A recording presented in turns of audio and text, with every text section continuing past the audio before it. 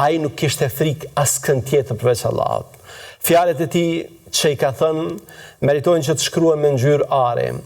Hafez Aliu ka thënë kësaj: I jap llogari më parë të lumit Zot, gjyqit të cilit është më e rëndësishme. Jam kryenalt që jam munduar me krye misionin fetare kombëtar, për sa ka mujt.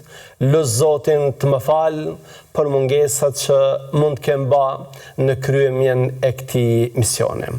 Duke qenë në dieni për nevojën e madhe të bashkimit kombëtar, pa dallim përkatësie fetare, ai punonte që harmonia ndërmjet nesh të ishte në nivelin e duhur.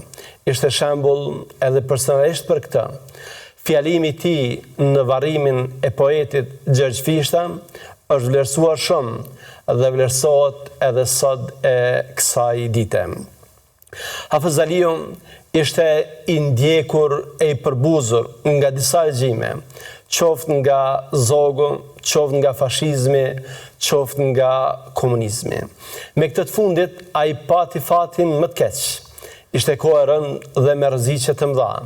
Hafez Aliu, pavarësisht këtyre rreziqeve, ndërmori predikime fetare të veçanta kundër ideologjisë komuniste, siç është fjala e mbajtur para besimtarëve në xhamin e Fursheles, ku ai ju drejtua xhamatit ose audicionit me hutben ç'është komunizmi dhe cilat janë pasojat e tij për popullin shqiptar.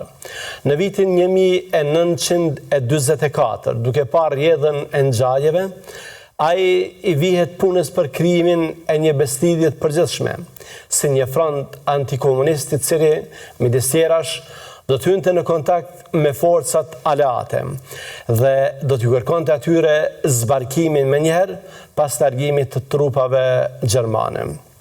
Por, fatkeqësisht, komunizmi nga dita në ditë fuqizohej e ashpërsohej. Ka një trajtesë interesante që zbulon sheshazi planin famkes të komunistëve për zhdukjen e fesë. Komunistët e konceptuan terrorin kundër fesë në 2 periudha. Deri në vitin 1967 u bë likuidimi fizik dhe organizativ i klerit, ndërsa pas kësaj periudhe u vazhdua me program likuidimi total të objekteve fetare, duke mos kursyer as ato që konsideroheshin monumente të kulturës. Në fund të kësaj loje të pist, nga 1306 hoxhallarë të ekzistues, mbetën fare pak të mbjetuar. Mjafton të kujtojmë se në vitin 1945, sipas statistikave të Bashkisë Islame të Shqipërisë, në gjithë territorin shqiptar kishte plot 1127 xhami e 17 medrese, të cilat pothuajse u rrafshuan që të gjitha. Janë më shumë se 60 hoxhallar musliman të persektuar e të pushkatuar.